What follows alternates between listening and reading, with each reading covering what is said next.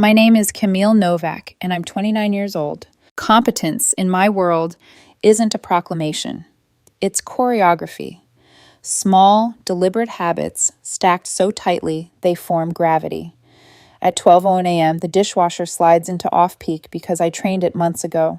The last cell of my budget turns green, steady as a heartbeat. The condo, my condo, deed in my name, utilities on auto pay, breathes with calm authority. No one toasts ballast. You only notice it when the boat lurches. Tonight, it lurched. Adrian, my boyfriend of 4 years, had that loose, easy smile, the kind that makes you instantly suspicious when it shows up at the wrong moment. Dinner had been ordinary, light conversation, shared dessert, the kind of evening that makes the world feel soft and manageable. Then, mid-sentence, he dropped it. "You're boring in conversation. I fall asleep when you talk." I froze. The words themselves weren't shocking. I'd noticed it too. His eyes glazing over when I described my day, the subtle sighs when I elaborated on work reports. But hearing it articulated so casually, it was something else. I nodded. "Yeah," I said quietly. "I've noticed." He blinked, probably expecting defensiveness, an argument, or at least a flinch. Instead, I excused myself to the bedroom, made a decision that would ripple through the next 2 weeks. If my voice was unbearable, he wouldn't have to hear it anymore. The next morning, I enacted it. Not a word. Not a syllable. When Adrian asked what I wanted for breakfast, I pointed at the eggs. When he asked about weekend plans, I texted from the couch, "Busy Saturday, free Sunday." He tried conversation. I nodded, shrugged, or left the room. The first day, he laughed it off with his sister Megan on speakerphone. "Finally, some peace and quiet," he joked, oblivious to the irony that I was delivering exactly what he had asked for. By day 3, irritation had crept in. "This is childish, Camille. Use your words," he texted. I replied calmly, "You said my words put you to sleep. Being considerate." By day 5, he tried charm. His favorite dinner, a dress I once liked, soft smiles meant to dissolve the tension. "Baby, I miss talking to you," he murmured. I kissed his forehead and continued eating in silence. It was during week 2 that the cracks began. He followed me room to room, pleading for any engagement, any spark of acknowledgement. "This is abusive. The silent treatment is emotional manipulation," he said desperately one night, his voice wavering like a child caught in a lie. I pulled up his Instagram. Just days before, he had posted, "Peace at last, quiet at home, blissful boyfriend." He snatched my phone. "That was a joke!" I shrugged. The breaking point came at the reservation he had made weeks prior for his promotion celebration. His parents had canceled last minute, so it was just us. The waiter approached nervously, sensing the tension. I pointed at the menu, nodded, smiled. Adrian tried to speak enough for both of us, his voice pitched high, strained with forced cheer. "So, Camille's been working on this huge project?" he prompted the waiter. "Tell him about your work, honey." I shook my head, took a measured sip of water. The poor waiter looked between us. "Is everything okay here?" I shrugged. Adrian's face flushed red, then drained pale, and then he broke. "Everything is not okay. You haven't spoken to me in 2 weeks because I said one mean thing. This is insane. Camille, talk to me." The entire restaurant turned toward us. He was crying now, mascara streaking, shoulders trembling. I looked at him for a long moment, then at the waiter. "I'll have the salmon, medium, side of asparagus." My voice was rusty from 14 days of silence. The waiter scribbled and scuttled away. Adrian stared. "That's it? That's all you're going to say?" I met his eyes evenly. "You said my conversation was boring, so I stopped having them with you for 2 weeks. You seemed happy about it on Instagram." He grabbed his purse and stormed out. I finished my dinner alone. The salmon was excellent. 3 days later, I began to notice something new. Relief. Not from the silence itself, but from clarity. The boat had lurched, yes, but now I could see which way it would right itself. It was strange, almost intoxicating, to realize that words had consequences. That silence, when wielded with precision, could reveal the truth of someone's character faster than any argument. And so the first chapter ended. Me, calm. Him, unraveling. The world watching in quiet, curious suspense.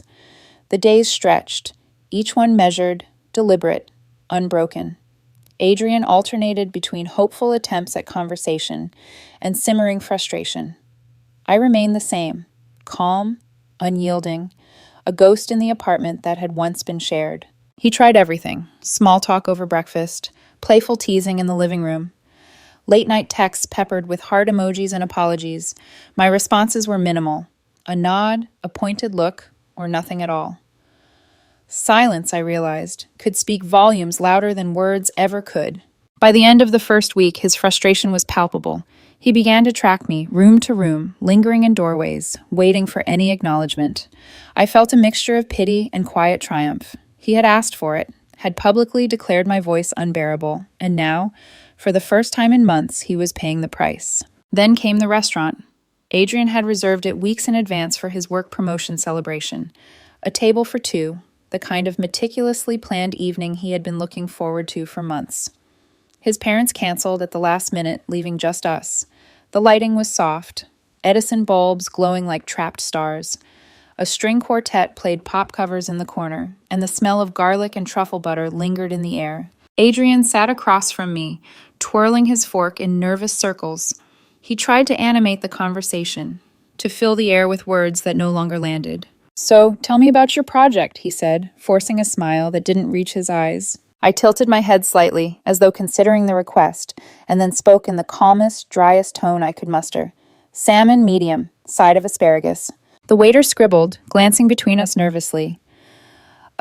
Is everything okay here?" he asked, hesitation dripping from every word. Adrian's shoulders slumped.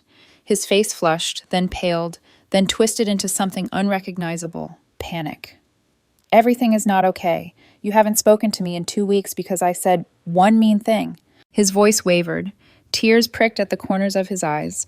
Mascara streaked his cheeks, a testament to his emotional unraveling. I studied him carefully, noting the subtle tremor of his hands, the way his voice pitched higher and higher as he tried to reclaim control. I nodded once, almost imperceptibly. My calm presence was the contrast he couldn't handle. You said my stories are boring. You said my voice puts you to sleep. And now, this silence." He waved his hands helplessly. I held his gaze evenly. "You were correct. I listened. I stopped talking." The restaurant seemed to shrink around us. The other diners glanced up, some leaning in with curiosity, some retreating behind menus. The waiter's pencil trembled in his hand as he scribbled my order. The string quartet continued their pop covers, oblivious to the quiet storm at table 4. Adrian's face went red, then white. He leaned forward, voice cracking. I said it as a joke. I didn't mean this." I sipped water, unflinching. "You asked for it. I gave you exactly what you requested." The silence that followed was deafening. My calm had become a spotlight, and he was illuminated in panic, exposed to the judgment of the world around us. He tried a different tactic, pleading, softening, charming. "Camille, baby, I miss your voice. I miss us." I didn't flinch. "Then perhaps you should consider the consequences of your words before you speak." He sank back in his chair. The waiter scuttled off, pencil still trembling. My salmon arrived, perfectly cooked, a quiet celebration of normalcy amidst chaos.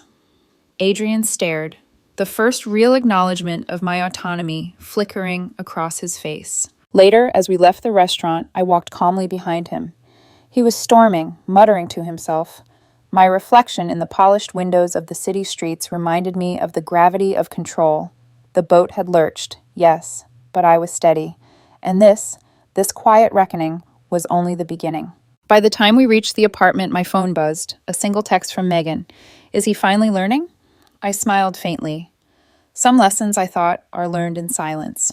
2 weeks of quiet had revealed everything. Adrian was not a villain, not entirely, but his entitlement, his disregard, his impatience with honesty had created this storm, and now for the first time he was seeing himself reflected back in the still waters of consequence. The world had taken notice.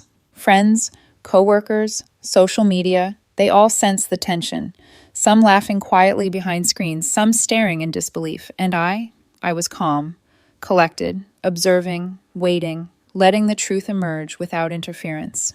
The next chapter promised public consequences, social fallout, and the slow unraveling of exaggerated narratives. But for tonight, I rested in the quiet victory of self-control. By the start of week 3, the apartment felt smaller. Every corner, every hallway seemed charged with tension. Adrian's attempts at reconciliation had escalated from awkward text messages to emotionally loaded visits from his family. His mother, Patricia, arrived one afternoon, followed by his sister Megan. They carried suitcases and suit jackets, the air thick with judgment before a single word was spoken. "Camille, you need therapy," Patricia said sharply, standing in the living room like a general inspecting a battlefield. "What you did, this silent treatment, it's abuse, emotional abuse. You traumatized my son." I tilted my head, keeping my voice measured and calm. "Adrian said my voice puts him to sleep. I honored that. I stopped speaking. How is giving him exactly what he requested abuse?" Megan jumped in, voice pitched high with indignation. "She didn't mean it literally, Mom." "Well," Patricia said, her tone sharp, "then she should have clarified instead of doubling down publicly." "Publicly?" I raised an eyebrow. "Are you referring to the Instagram post from days ago? The one where Adrian celebrated the quiet at home?" Both women froze, realizing the inconsistency. Patricia's expression hardened, but she didn't interrupt immediately. The tension hung in the air like static electricity. Adrian sat on the couch, crumpled, torn between relief and embarrassment. "Camille, you can't expect them to understand." I ignored him. My attention was on the logic of the situation. Words have consequences. Actions have consequences. And for 2 weeks, I had acted precisely in accordance with his. Patricia's eyes narrowed. "Relationships require forgiveness, Camille. They also require respect. You didn't respect him enough to engage with his conversations." I held her gaze evenly. "He didn't respect my presence enough to engage. For nearly 2 weeks, he seemed relieved at the silence. Then he celebrated it online. Is giving him what he asked for really disrespect?" Megan frowned. "It was supposed to be a joke." "Then perhaps it shouldn't have been shared publicly," I said softly, letting the irony hang. They finished packing Adrian's belongings while I sat silently, observing.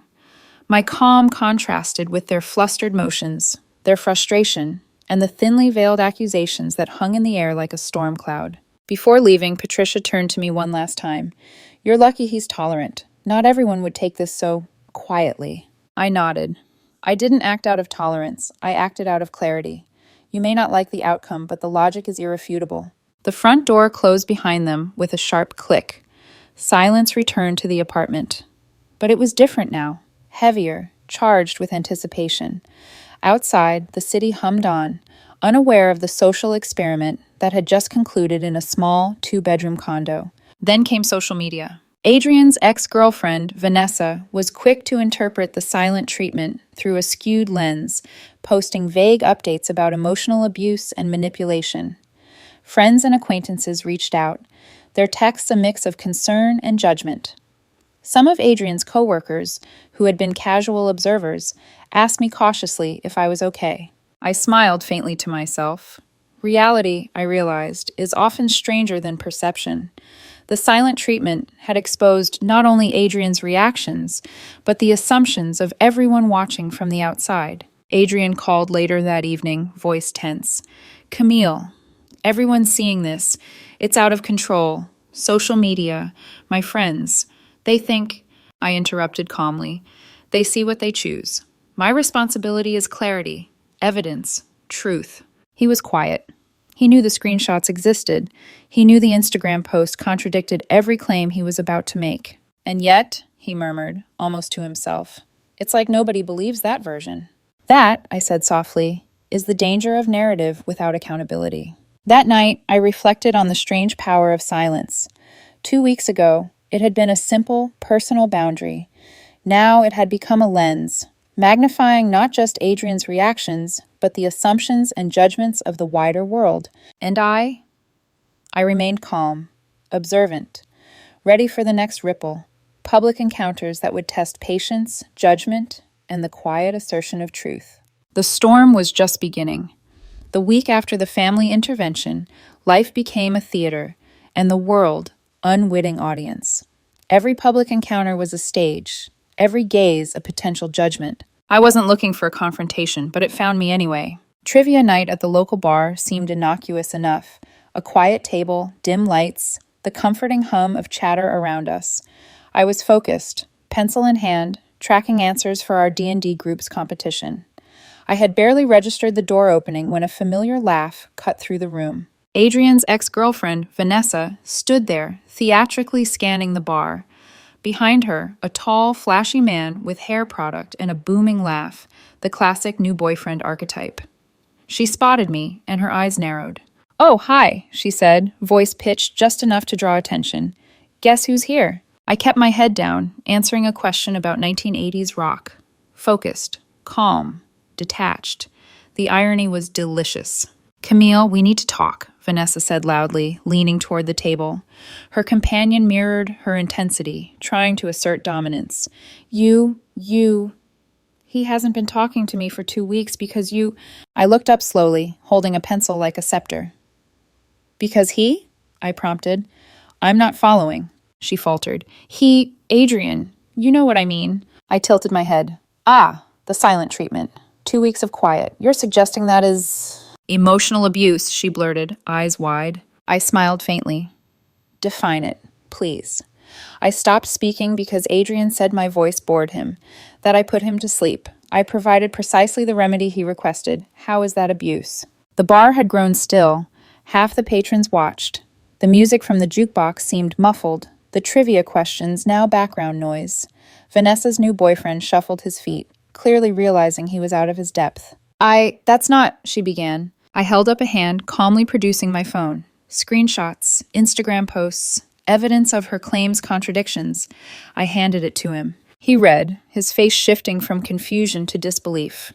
"Wait, she celebrated this?" I nodded. "Exactly. The narrative you're presenting isn't consistent with reality." Vanessa's face went red. The realization hit. She had been ready to accuse, confront, and control, but the truth was in my hand. My calm, precise evidence cut through the theater of accusation like a scalpel. Adrian's ex-girlfriend retreated, muttering excuses to her companion. "Let's go." I returned to my table, pencil in hand, answering the next question with a small, satisfied smile. The irony of being accused, confronted, and yet remaining composed was not lost on me. For 2 weeks, silence had been my weapon. Now, logic and evidence were its extension. Later that evening, Megan texted me from across town. She's realizing what really happened. "Your calm is infuriating." I chuckled quietly. Some lessons, I thought, are learned slowly, through observation, exposure, and the quiet revelation of truth. For myself, life had begun to shift.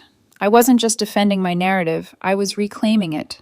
Social media misperceptions, public accusations, family interventions, they were all part of a larger story now visible in relief, clarity, and precision.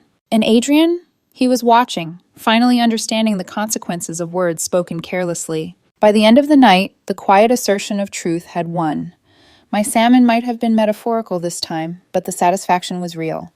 The stage was mine, the narrative controlled, and the boat, finally steady, cut through turbulent waters with deliberate poise. The final act, I knew, would be empowerment, closure, and personal reclamation. But for tonight, the world had learned. Calm logic and quiet dignity can unseat the loudest accusations.